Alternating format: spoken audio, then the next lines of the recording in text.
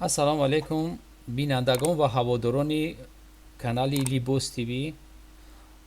пеш аз тамошои навор аз шумо эҳтиромона хоҳиш менамоям ки ба навор лайк монед ва зангулачаи наворро зер кунед, чунки дигарон ҳам бохабар шаванд. мо имрӯз барои шумо аз садбарг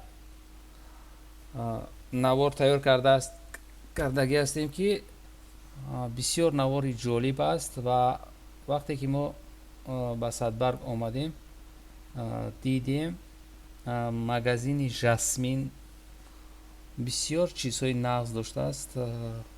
Масалан материалҳои доинг, паплен ки ҳамаи намудашро дастрас карда метавонед ва нархаш ҳам қимат набудааст. Чӣ хеле ки одамон воима мекунанд ки садбарг ниҳоят қимат аст, наравед, садбарг ҷое ҳаст ки фақат бойҳо мераванд. Не, ин хеле набудааст.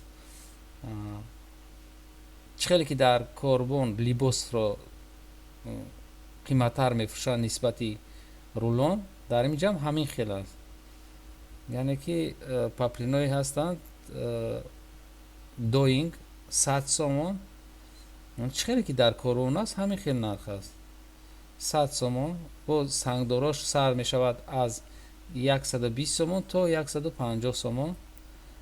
фарқият дар чи аст ки дар инҷо ҳамаи расветгоҳ ҳаст. ҳамаи расветҳое ки барои шумо лозим аст дар ҳамин ҷо ёфта метавонед. масалан куртаҳои тайёр ҳам ҳастанд. дар ин наворе ки шумо мебинед фақат материалҳои бесангаш ҳаст. ҳоиҷа боз сангдорам ҳаст, адрасҳо ҳам ҳастанд. хулоса ҳамаи намуди папленҳо ҳаст. ин чизе ки шумо мебинед ино бесангҳош ҳастанд.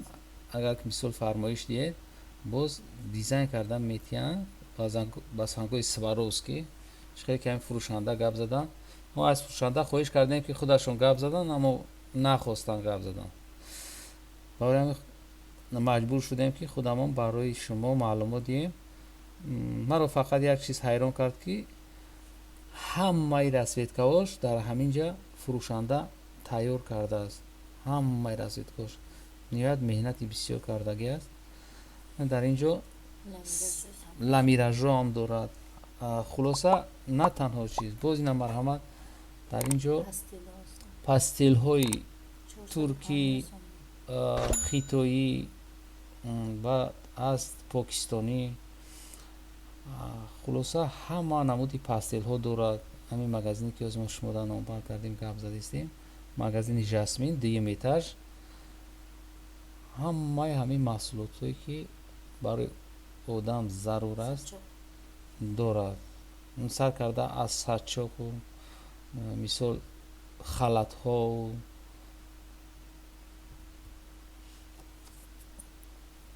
маҳсулотҳое ҳастанд ки простинҳо дар инҷо ҳастанд, простинҳо, пододеялник, комплектҳошон ҳастанд. фарқият нисбати бозори корбон фақат дар инҷо ман 10%, 20%ро дидам. вақте ки шумо рафта мехаред аз номи канали Libos TV гап занед, боз 20% дигар тахфиф мекунад фурӯшанда. дар инҷо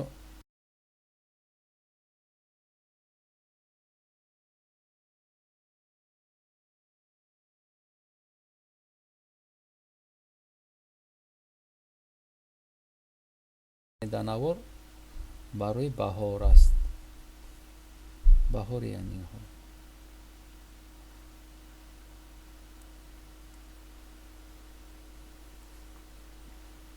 нарх тафовут аз оптови дида камтарак фарқ мекунад. дар корбон ҳам ҳамин хел аст. вақте ки як дона мегирӣ 50-60 сомон қимат аст.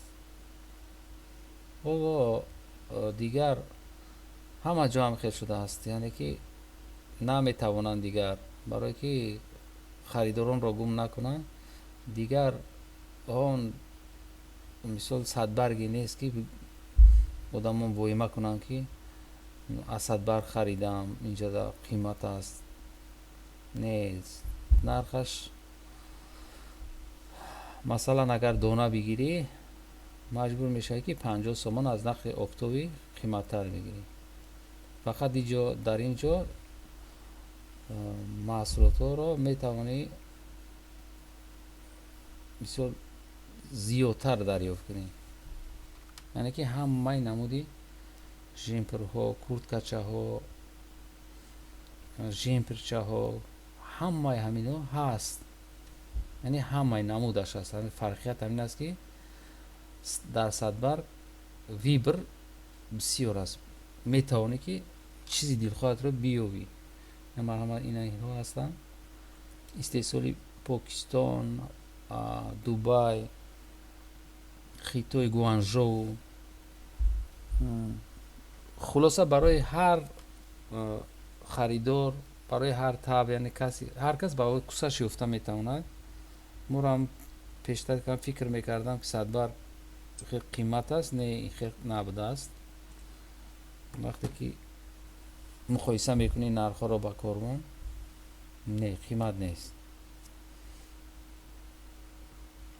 مرحمت این چیزایی که برای دخترک های زمانوی یا که سوری میدین. من در اینجا کراسوفکو هم هسته.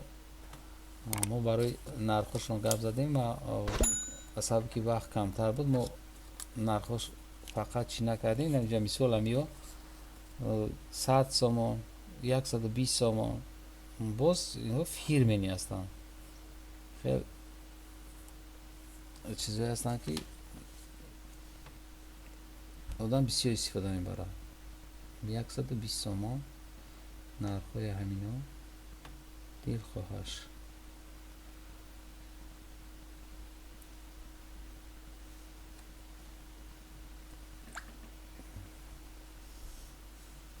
در اینجا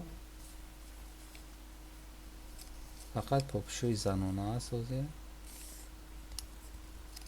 مرحمت تماشا کنید. شما چیزی دلخواهتان رو دریافت کرده میتوانید.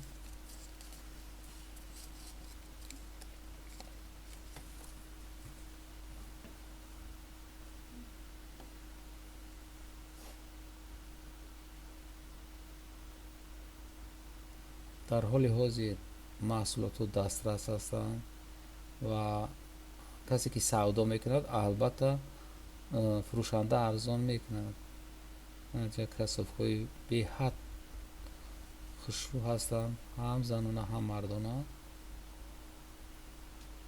در اینجا برای دخترک های سوریمنی پاپشی های به حد فسان.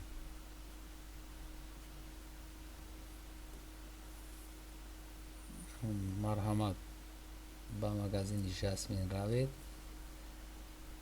یک تماشا کنید و باز در کامنتاری نویسید که چی خیلی نرخ چی خیلی بوده است نسبتی کاروان. و ما به همه کامنت های شما جواب می نویسم. کامنت های شما را می خوانم انشالله. یا 2-3 روزی که در افیر نبودم خیلی سبب های معلوم داشت. از این روز پس هر روز نوار میگیرم و به شما نوارهای نو به نو از بازارهای جمهوری، از بازارهای تاجیکستان، از مگزین های فیرموی به شما معلومات میدیم. مرحمت کامنت نویسید و از کجا چی نوار گرفتن را فرمایش دید و من برای شما انشالله نوار گرفته نمایش میدیم. سربلند و آباد باشید بینندگانی شبکه لباس تیوی.